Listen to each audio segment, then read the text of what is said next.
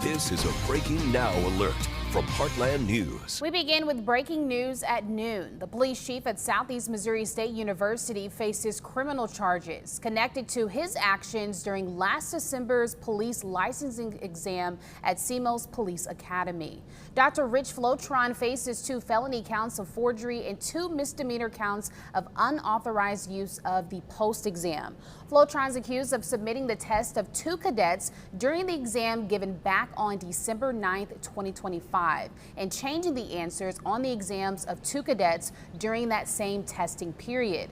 According to court documents, Flotron denied changing answers or giving cadets answers, but did admit he probably submitted the test for 1 cadet. The court mailed the DPS chief a summons. His initial court appearance is scheduled for July 16th.